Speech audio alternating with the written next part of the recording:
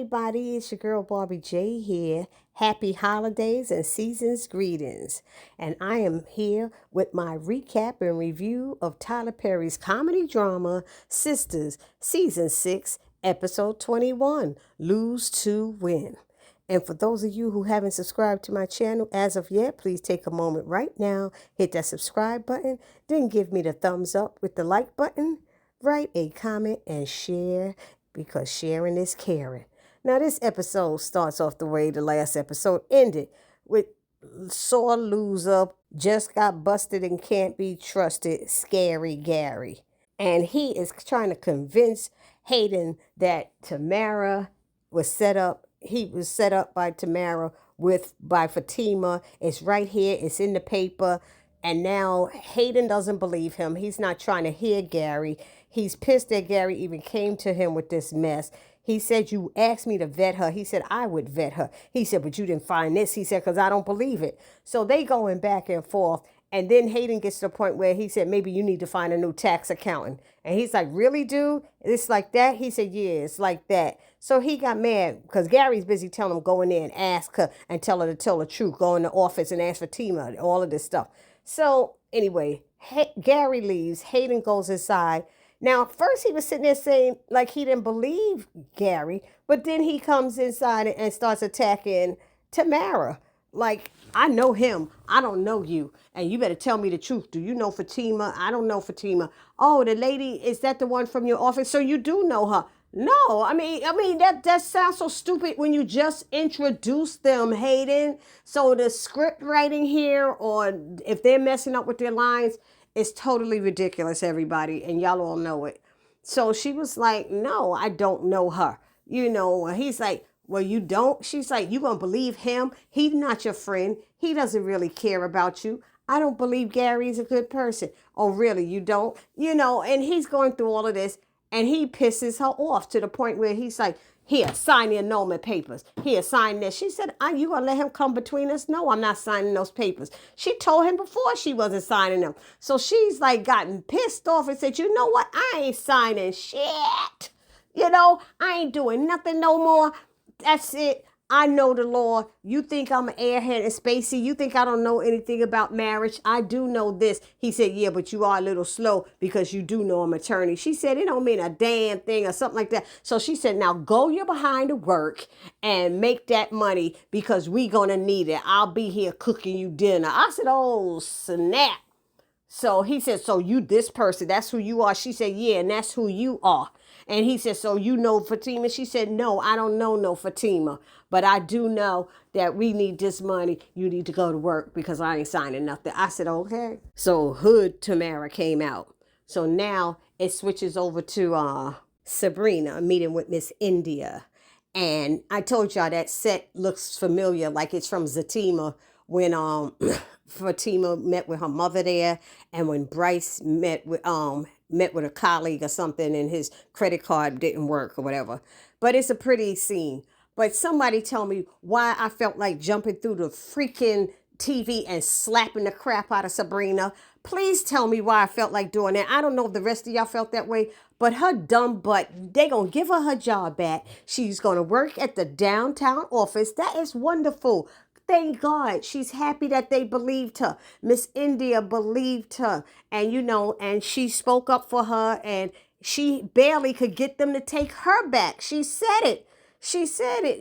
And she had to try to convince them to give Sabrina her job back. And then Sabrina had the nerve to ask about Maurice. Are you stupid or what? And then, Miss India, can you try again? Oh, he's my best friend. I thought Danny was your best friend. When did Maurice become your best friend? So you're going to stop speaking to Miss India the way you stopped speaking to Bio and getting mad? She actually looked like she kind of caught a tooth with Miss India telling her to go try. You want to tell your boss to try again with her bosses for this guy who was responsible for all of this. And Miss India got to remind her. And she's like, but it wasn't really all his fault. He knew the guy. He brought him there. He's partially responsible. And then Sabrina's, I understand. Girl, I wanted to jump through that TV and knock her ass out. Okay? I'm sorry, y'all. I am sorry. Y'all see how passionate I got? Sabrina's stupid. She is totally stupid. But I like that suit she had on, y'all. On another note, that suit was really fierce. I'm so glad they got new stylists for these characters. Anyhow, now we got Zack and Fatima in the law firm, and they're talking, and he's saying how much he appreciates everything she's done for him, and they saying they love each other, and she's like, he said, I don't know how I get so lucky with you, all of that stuff. And Fatima's letting him know, like she's told him in the past, that she doesn't care about his past. She's concerned more about how he treats her now and going forward. And he's like, he knows so many women who would have gave up and didn't care. And he said, she told him, women care. We love somebody, we care and we stand by them. And that is so true. She is so right about that. So anyway, Wesley comes up. He tells him that things didn't go well. They didn't have any proof from DCFS. They didn't want to hear, the judge didn't want to hear nothing from the neighbor. He didn't care. They're going to get him. They got to get him some way. He's going to put in some calls. Fatima's like, is there anybody I could call, Wesley? He said, I got this, Fatima. Don't worry. I know this is not what you want to hear, Zach. I'm sorry, or something like that. Well, and he said, but we'll get him some kind of way. And Zach is like, easy for you to say because it's not your son. And he's like, it doesn't mean I don't care. So they apologized about the attitude, but they was anxious and they're worried about the boy and how he's going to be treated. So Wesley leaves, and then who comes up but Hayden, trying to be Mr. Tough Guy. And Fatima's letting him know, today is not the day for this ish, Hayden. So Zach is like trying to check him. Fatima is checking him like she feel like smacking somebody. They both trying to hold each other back. And he never really says what's going on. Oh, y'all in on this? You both in on this? Da da da da da da da. And then Andy comes over and she's trying to tell him to get out of their face and stuff. Oh, so you down with this too? Yeah, you in on it too. Don't worry. This ain't over. Y'all gonna get yours. Da da da da da. So he leaves. Jack leaves. Hayden leaves. And Andy's asking Fatima what this is all about. And Fatima's like, I think he knows. I think he knows. And she's like, Fatima? She said, well, Fatima said, I don't care. I really don't effing care. And she said, you know how petty he is. She said, I don't care. And the way I'm feeling today, he better stay away from me. Because when Zach left, he told him this is your lucky day. And Andy was trying to get Zach not to swing on Hayden, because he was just coming all out of his face like he Mr. Tough Guy. Anyhow, while Andy and Fatima talking, she said, oh, you need to get ready for your lunch date. How is it lunchtime? I thought it was just morning. Y'all know what I mean? Andy just looked like she walking into work. But it's lunchtime and Jordan's coming in and they decide that they're going to go out to eat. He asked her, did she want to reschedule? She said, no, she's good. And so they left out and he let her know how lovely she looked in that yellow suit. And I'm telling you, she did. That suit was fierce. So now we have Karen and Brian, and they're looking at the space, and it sounded like he took her to lunch as well. I don't know what's going on here, but it seemed like he took her to lunch. She's liking the space. He's saying it's cheaper to build out that space than it is to do the repairs of her old salon because they got to knock down walls and do all that stuff. Whereas here, you just got to do some plaster and paint and put up a wall here, And I do know a little bit of like that because I am very handy. Yes, Barbie J is very handy, putting up sheetrock and things like that and painting and plastering. I know all that stuff. But anyway, plus I worked in property management, so I know a lot about it. Anyhow, he's saying, let's work this out. Let's get the paperwork done. Asking her, first he went through this whole thing about he don't know if she's doing this alone, being a mom, having a baby, don't know if the father's there. She said he's around, sometimes and all of this stuff. And he's like, oh, okay, good. Because I was going to say you can lean on me and my wife, because we love kids. He already said that to her before, but he's saying it again. And she said, I might take you up on that because she know good and well her sisters, her girls don't know nothing about that. So she's saying, what about the down payment? Now, Andy just gave you a check. So why can't you use that check as the down payment on it while plus using it for part of it for the repairs? And he said, well, remember, I know the owner, I know the owner and I'm sure he'll work something out with you and all of this stuff. And he said, asked her, did she have a realtor? She said, no. He said, should I recommend one? And then she said, hold up, wait a minute. I know somebody who knows a realtor. And just as I had thought, that's why she was calling Zach. Because she steps outside, she calls Zach. while Zack is on the phone with Fatima, because Fatima was asking Zack, how's he doing? Is he on his way home now? He said, yeah. She's telling him not to think about him. When she say not think about him, somebody tell me, was she talking about don't think about Michael or don't think about Hayden? I didn't know what she was talking about, but I think maybe she was talking about Michael. Don't worry about it and stuff. So he said he's heading home, and he said, "Oh shit, Karen's calling," and she said, "Answer it." No, I'm not answering. I ain't got time for her energy. Zach's like, nah, I don't want to be bothered. And she's like, she's been kind of nice lately. Just answer the phone. So he said, okay, hold on. He answers the phone, and just as we suspected, she's asking him for a realtor, and he tells her about Valerie, and he tells her he'll give her the number. She said, thanks and bye. That was it. And when he flipped back over to Fatima, he was like, yo, she was strange. She said, what do you mean? And, he said she was actually nice. She said, I told you. But he let her know that she just wanted the number for the realtor. And she said, make sure you send it to her. And, Zach said, I'll do that because he don't want to be bothered with her. Now it went over to Sabrina showing up to Maurice's apartment and come swinging in there and sitting down, asking how he's doing and stuff. And she lets him know that she met with Miss India. And he said, did they say you can't get your job back? And she's like, no, I got my job back, but I'm going to be in a downtown office. He said, oh, I love that branch. And he's talking about he got to get new clothes for there and all that stuff. And she's like, now remember, Miss India said that they weren't taking Maurice back and that they wasn't even going to tell him. She said she could feel free to tell him herself. She said, oh, he's going to be heartbroken. He's going to be devastated. He's going to be the, oh, girl, bye with that. What you going to do if he loses his job? Your friends and whoever, people get fired. People lose jobs all the time. Why do you feel like it's your job to fight for him for his job? Friends or no friends? He didn't listen, and she said there was complaints about him in the office. And Sabrina, no, she couldn't even say nothing. She never told of complaints, but I was sure that people were complaining about him, the bankers there.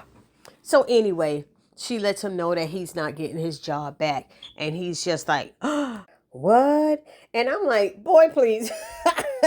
I wouldn't have gave Sabrina her job back either. Because y'all know how I feel about her as a bank manager. So, of course, Maurice thinks there's some BS. And he's trying to blame the bank. And he's mad that they don't want to give him his job back. She lets him know there was complaints about him. He's like, people complained about me? Why are you so surprised? Sweetie, why are you so surprised? I don't get that part.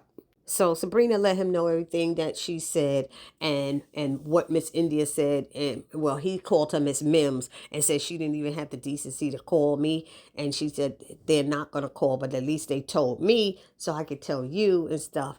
And so, of course, he's disappointed.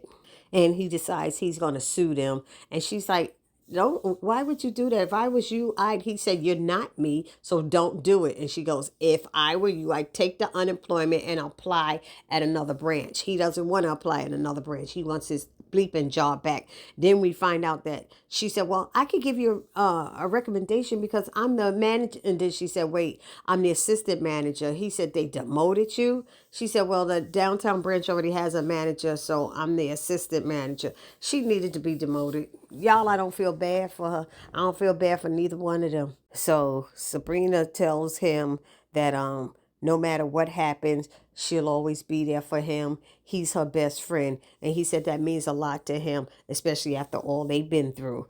And I'm still stuck on, I thought Danny was her best friend. When did Maurice become her best friend? Anyhow, he told her to do what she got to do, and he gonna do what he got to do. But he was like, I'm just now processing things. That's why he didn't know what he was going to do. He was processing things, and you don't know what you would do because he said he was going to sell his milkshake. My milkshake brings all the boys to the yard, and damn right, it's better than yours. Damn right, it's better than yours. I can teach you, but I have to charge. My milkshake brings all the boys to the yard. And let me stop. I love that song. So we have Andy and Jordan eating lunch, and she's saying she didn't want to go too far. She's downstairs, I guess, in some small little, it's not even a restaurant. I guess it's like a fast food place or something near her job. So they're in there eating, and they talk about Gary, and he's such an a-hole, and I'm surprised that Andy went along with it this time, and she said he is an a-hole, and she said she didn't want his sister to know stuff like that. And he said my sister told me that she just walked in on it and heard it. And Andy was saying how she's a pretty smart person and she didn't even know, she didn't have any clue, and he said my sister has a lot of questions she want to ask you, and she's like, is it going to help her? He said, well, she's a data analyst and everything is numbers and things and dates and times and all this stuff. So he said it might help her. It probably will. And she said, well, y'all seem to be forgetting that I'm going through this too, and I'm still processing it, so I'm not ready to talk about it right now, but she said, if it'll help her, she'll probably do it, but she's just not ready right now. And then they started talking about the food, and he was saying how he'd rather go to a restaurant because he's surprised that she doesn't have him at a restaurant with a tablecloth. There were tablecloths on those tables, though. They was plastic, but there was tablecloths.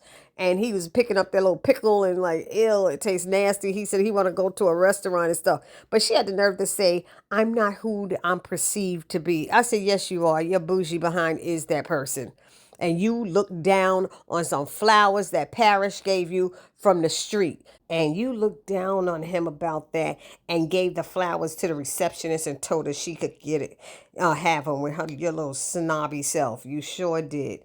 Anyhow, so they left the restaurant, and now we're over at the airport. And Tony, once again, is running up on Danny, and he's asking her, did she have lunch or not already? And she says she already went to lunch. So he said he should have made it, his lunchtime at the same time as hers and all this stuff.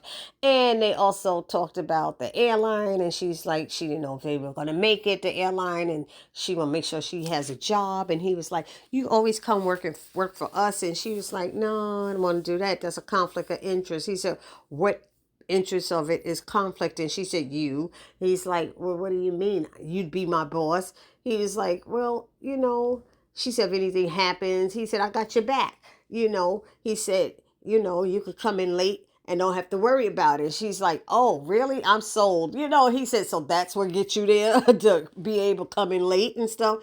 So anyway, he's asking her about going out, like going out to eat and stuff. And he asks, "Is will Preston be okay with that or something like that?" And she was like, "Oh, I don't want to talk about him because that's over." He's like, "Are you sure?" She's like, "Mm-hmm." But he's not even surprised. He's not, "I'm sorry to hear it." There is no emotion behind it. It's basically, "Oh, great, now I get a chance to take you out." So he's happy to be officially able to ask her out on a date, and and they made plans to go out tonight, that night, somewhere, because Danny likes to eat and he needs her address. He said, because that's the one thing he didn't know is the address to her house. And I'm surprised he don't need that, so he's going to go there and pick her up. But I just feel that Danny needs to stop giving men her address and having them pick her up at her house. She needs to just drive her car and meet them until she really gets to know them. So now Sabrina calls her and tells her what happened with her and Maurice and their jobs and stuff.